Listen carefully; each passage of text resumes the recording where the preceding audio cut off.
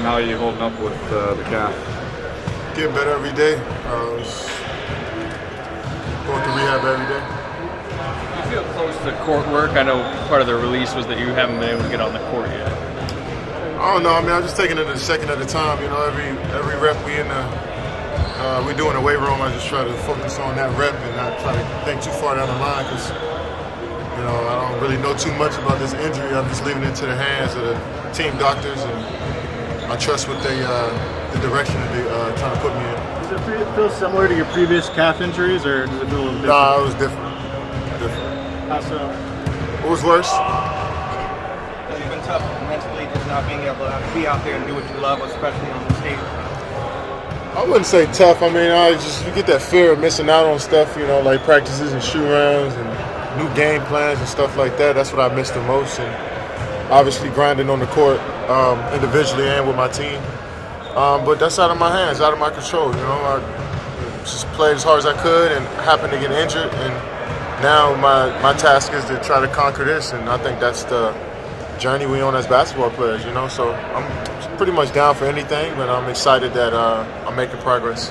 How have you thought about their play?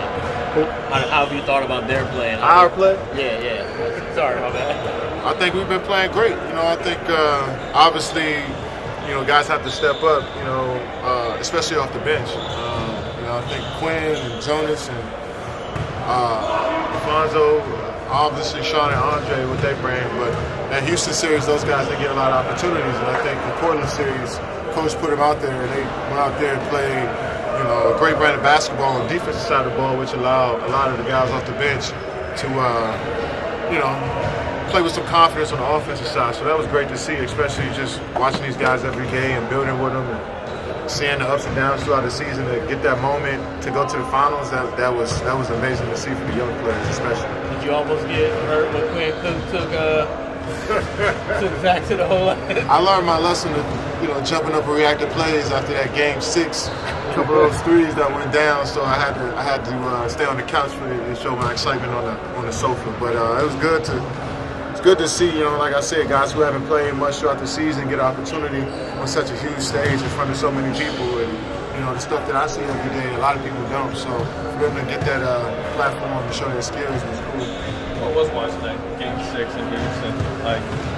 I mean, to be honest, I mean, for any team to have a player that, you know, a starter, just, you know, get injured like that and not play and not travel, you know, obviously a team is going to be thinking about that. But, you know, when you got a veteran group of guys that have been through the fire, I think it was really cool to see, you know, the struggle we had in the first half as far as, you know, shooting the basketball, but how our defense stayed on par, and then the second half, how we put it all together, you know. So it's crazy watching it from a fan's perspective because you see the game from a bird's view, you know what I'm saying? So it was cool to see everything unfold from a fan perspective. Do you get any butterflies when you're watching from home, when you're watching on TV? Oh yeah, every play, you know, you feel like you know exactly what each player needs to do to be successful each possession.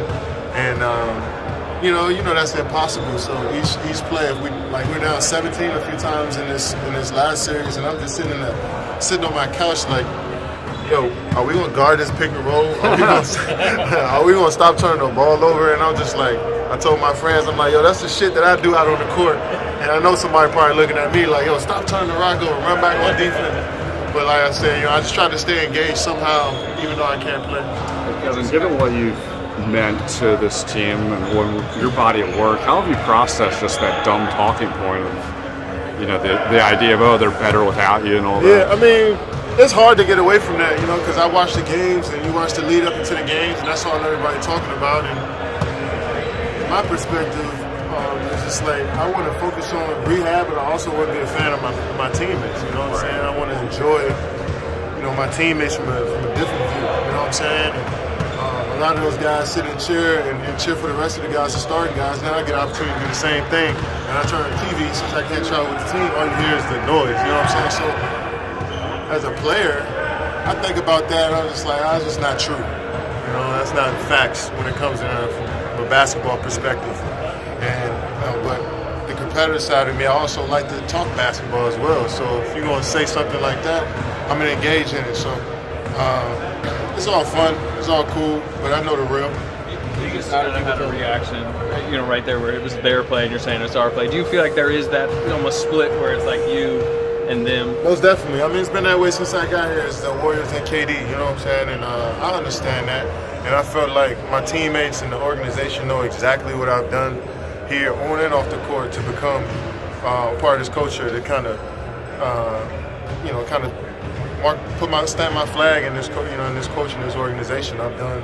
And the last 2 years, pretty much everything that they asked me to do, from player, from an ambassador, I guess, of the organization and the community, from working hard every single day in shoot rounds and practice. So I know what I bring to the team, but I also know that a lot of people on the outside, don't like to see us together, and I get it. Before you were injured, Steph talked about the vibe with the team was so good. Has that helped you guys kind of deal with all the injuries and kind of get through it as a team? No, I think just more so experience. Everybody's been injured before. It's not the first time guys have been fighting through injuries or nags around this time of the year. We have veterans that have been through the grind for a long time, so I think we can lean on that more so than anything. Can all the noise and stuff kind of make you guys stronger in some ways? Like, depends on who you're talking to. Some people let it, obviously use it for fuel to make them stronger. Some guys don't look at it at all because it might distract them. Some guys like, indulging in it. But it depends on who you talk to. But I think the one thing that doesn't change is the common goal between each, amongst all of us and what we want to do. I don't think anything would get in the way of that. Anytime you make like a social media comment, people say, why are you doing that? Yeah. Why? Because I have social media. I mean, I'm a human being with a social media account. I can see if I ventured off into politics or like culinary arts or music and give my input, but I'm sticking to something that I know. You know what I'm saying? This is all I know. That's not how it's supposed to be on social media. You're supposed to talk about stuff you don't know. Yeah, but I'm actually talking about stuff that I know, which I'm kind of, what's the word I'm looking for? I'm qualified to talk about basketball, so when I respond to something, especially if it's about me personally, of course, if I'm gonna tell you if you're wrong about it, yeah. At the moment, when I'm on the training table getting treatment on my calf and I see a tweet that come by and I disagree, I don't talk to people because I'm worried about what they'll say, instead I'm interested. So if you're talking about in-game or the NBA Finals, it's the same to me. You know what I'm saying? Kevin, that's to that point, even though obviously they've missed you on the court, a lot of the guys have been telling us that you've been very helpful behind the scenes. What sort of things you've been trying to provide in that aspect? Just from what I see from strategy standpoint, last series we played a lot of trap and pick and rolls, and we came down, and we were down at halftime of game 2, and everybody just talking about the coverage on the ball pick and roll, on ball pick and rolls, just chiming in and seeing how I can help it, giving guys perspective from a different view, So I think that's always cool. I feel like almost a coach now a little bit. I get to analyze the game, so it's been fun. So you talked about the defense kind of locking in the last series. As a fan watching it, what do you see about Clay's defense that maybe you don't have a chance to see when you're out there? Well, I marvel at all my teammates when I know what they can do. Especially Clay. I look forward to every matchup, even in November, of him guarding a point guard or a wing player. So nothing surprises me when these guys do anything. You know what I'm saying? I'm just like, you're supposed to do that. You're Klay Thompson. You've been around for 5 years at this level. If you don't do it, it's a problem to me. So he's been a great defender since he's been a starter in this league, so that's what I expect. So when every player was going to the locker room, halftime after the game, they all got like a text from you? Nah, I ain't that type of guy, man. They know what they got to do. If I see something here and there, I talk to them after film or as we on the court, but these dudes ain't trying to hear me talking about what they should be doing out on the basketball court every day, no matter if I'm playing or not. You know what I'm saying? I just try to, if I see a struggle, if I see something, if I see guys need to talk to, I try to gauge that while I'm in front of them. If you watch anything out, you still able to learn stuff because you've been around this game for a I'm a master. I'm good. You know nothing about black belt? I'm a black belt. There's nothing above that? I don't know, but I'm a black belt for sure.